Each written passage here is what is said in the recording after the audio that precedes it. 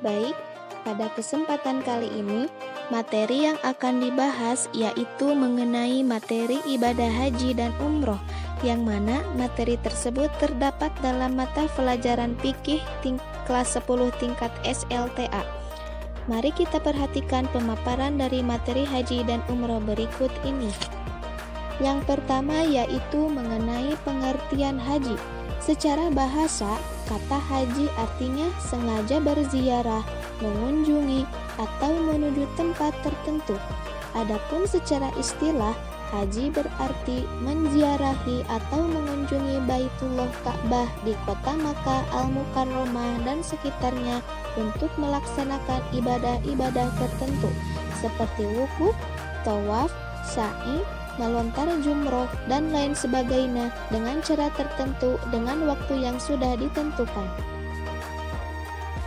Dalil terkait ibadah haji yaitu terdapat dalam firman Allah Quran Surah Al-Hajj ayat 27. A'udzu billahi minasyaitonir rajim. Bismillahirrahmanirrahim. Wa adzina fin nasi bil hajji ya'tuka rijalan wa 'ala kulli dhamiri ya'tina min kulli fajjin 'amiq. Artinya, dan serulah manusia wahai Ibrahim untuk mengerjakan haji mengunjungi Baitullah guna melaksanakan rangkaian manasik haji setelah engkau meninggikan pondasi Ka'bah dan membebaskannya dari kemusyrikan. Niscaya mereka akan datang kepada seruanmu sesuai kemampuannya dengan berjalan kaki bagi yang berjarak dekat atau mengendarai setiap kuda atau unta yang kurus karena jauhnya perjalanan menuju Ka'bah hingga kehabisan bekal. Mereka datang untuk menunaikan ibadah haji dari segenap penjuru dunia, baik yang dekat maupun yang jauh. Selanjutnya yaitu ketentuan ibadah haji. Pertama, syarat ibadah haji. 1. Beragama Islam. 2. Berakal sehat. 3. Balik. 4. Merdeka. 5. Istita'ah, yaitu mempunyai biaya untuk perjalanan keluarga dan keluarga yang ditinggalkan mempunyai kesehatan jasmani dan situasi perjalanan yang ditempuh aman. 6. Bagi para muslimah ada persyaratan khusus, yaitu harus disertai mahramnya atau orang yang dapat dipercaya untuk menemani sepanjang perjalanan menuju Makkah. Selanjutnya yaitu rukun haji. 1. Ihram, yaitu berniat mengerjakan ibadah haji ditandai dengan memakai pakaian ihram. 2. Wukuf atau berdiam sebentar di padang Arafah. Waktu melakukan wukuf dimulai dari tergelincirnya matahari waktu zuhur tanggal 9 Dzulhijjah sampai dengan terbit fajar pada tanggal 10 Dzulhijjah. 3. Tawaf, yaitu mengelilingi Ka'bah sebanyak 7 kali dengan niat untuk ibadah. Adapun macam-macam tawaf adalah 1. Tawaf qudum, adalah tawaf yang dilakukan ketika baru tiba di Makkah sebagai penghormatan kepada Ka'bah. 2. Tawaf ifadah, yaitu tawaf yang merupakan rukun ibadah haji. 3. Tawaf wada, yaitu tawaf yang dilakukan ketika akan meninggalkan kota Makkah. 4. Tawaf nazar, yaitu tawaf yang dilakukan karena adanya nazar. 5. Tawaf sunat, yaitu tawaf yang dapat dilakukan berulang kali, dapat dilakukan kapan saja.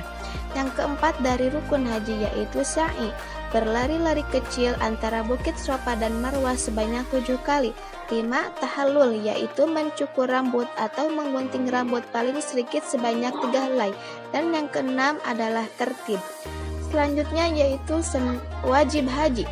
1. Ihram dari mikot, yaitu berihram atau melakukan niat mengerjakan haji dari tempat yang sudah ditentukan juga pada waktu yang sudah ditentukan. Kedua, bermalam di Muzdalifah, yakni setelah seseorang melakukan wukuf di padang Arafah pada malam tanggal 10 Dzulhijjah lewat tengah malam. Apabila dia sudah berjalan dari Muzdalifah sebelum tengah malam, maka wajib membayar dam. 3. Melontar jumroh Aqobah pada hari raya haji, yaitu tanggal 10 Dzulhijjah. 4. Melontar jumroh, yakni jumroh ula, wusto, jumroh Aqobah pada tiap-tiap tanggal 11, 12, dan 13 Dzulhijjah. Kelima, mabit di Mina pada malam tanggal 11 sampai 12 Dzulhijjah. Dan yang keenam, tidak melakukan larangan haji selama ihram. Selanjutnya yaitu sunnah haji. 1. Memotong kuku, rambut, dan jenggot. 2. Mandi sebelum ihram dan memakai minyak wangi. 3. Disunnahkan memakai kain ihram yang berwarna putih. 4. Menyisir rambut dan jenggot. 5. Sholat sunnah ihram. 6. Memperbanyak membaca talbiyah. Labbaik Allahumma labbaik, labbaik la syarika laka labbaik, innal hamda wa ni'mata lak wal mulka la syarika lakalah. Artinya, aku datang memenuhi panggilanmu ya Allah, tiada sekutu bagimu, aku datang memenuhi panggilanmu. Sungguh segala puji, nikmat dan segala kekuasaan adalah milikmu, tiada sekutu bagimu. Selanjutnya yaitu mikot zamani dan makani. Mikot zamani adalah waktu sahnya diselenggarakan ibadah haji, yaitu dimulai 1 Syawal sampai terbit fajar tanggal 10 Dzulhijjah. Sementara mikot makani yaitu tempat memulai ihram haji atau umroh. Tempat-tempatnya sebagai berikut. 1. Makkah. Bagi orang Makkah sendiri bisa berihram dari rumah masing-masing. 2. Zulhulaifah, yaitu mikot bagi orang yang datang dari Madinah dan negeri-negeri yang sejajar dengan Madinah. 3. Al-Jufa, yaitu tempat bagi orang yang datang dari arah Syam, Mesir, Maghrib, dan negara yang sejajar dengan negara tersebut. 4. Yalamlam, yaitu bagi orang yang datang dari Yaman, India, Indonesia, dan negara yang sejajar dengan negara tersebut. 5. Qarnul Manazil, bagi orang yang datang dari arah Najil, Yaman, dan Najil Hijaz, dan negara yang sejajar dengan negara tersebut. Dan yang kelima adalah Zulkarnain. Selanjutnya yaitu macam-macam ihram haji. 1. Ifrad, yaitu melakukan ihram untuk mengerjakan ibadah haji dahulu dan setelah selesai seluruh amalan ibadah haji baru berihram untuk ibadah umroh. Haji dengan cara ifrad ini tidak dikenai dam. 2. Tamattu, yaitu melakukan ihram untuk mengerjakan umroh di bulan-bulan haji setelah selesai seluruh amalan umroh, langsung mengerjakan ibadah haji. Cara tamattu ini dikenai dam. 3.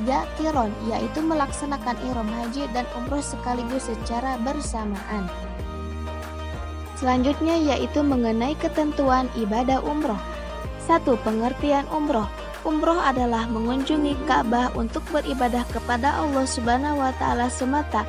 Firman Allah Subhanahu wa taala dalam Quran surah Al-Baqarah ayat 196. Wa atimmul hajja wal umrata lillah. Dan sempurnakanlah ibadah haji dan umroh karena Allah. Yang kedua yaitu syarat-syarat umroh. 1. Islam. 2. Baligh. 3. Berakal sehat. 4. Merdeka. Dan yang kelima adalah istita'ah. Yang ketiga yaitu rukun umroh. 1. Ihram serta niat untuk umroh. 2. Tawaf mengelilingi Ka'bah. 3. Sa'i berlari-lari kecil antara Bukit Safa dan Marwah. 4. Tahallul. Dan yang kelima adalah tertib. Adapun yang termasuk wajib umroh. 1. Ihram dari mikot makani. 2. Menjauhkan diri dari segala perkara yang dilarang sebagaimana larangan dalam ibadah haji. Hikmah pelaksanaan haji terkait rukun dan wajib haji adalah dengan ihram, menjadikan diri untuk selalu beraktivitas hanya untuk Allah semata. Dengan wukuf di Arafah dapat memperkuat ukhuwah karena merupakan miniatur padang mahsyar dan peresapan nilai-nilai yang bersifat universal. Dengan tawaf, apapun yang dilakukan seorang muslim tujuannya hanya untuk Allah. Dengan sa'i, kita belajar kesungguhan Ibunda Siti Hajar dan kepasrahannya. Dengan melempar jumroh, kita tetap menjaga keistiqomahan agar tidak tergoda setan. Dan dengan tahallul berakhirlah proses ibadah haji. Selanjutnya yaitu fungsi ibadah haji dan umroh. 1. Sebagai penyempurna keimanan seseorang. 2. Sebagai penghapus dosa. 3. Mempertebal keimanan.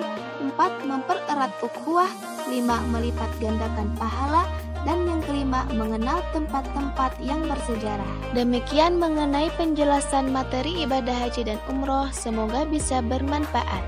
Syukron ala ikhtimamikum, wabillahi taufiq wal hidayah. Wassalamualaikum warahmatullahi wabarakatuh.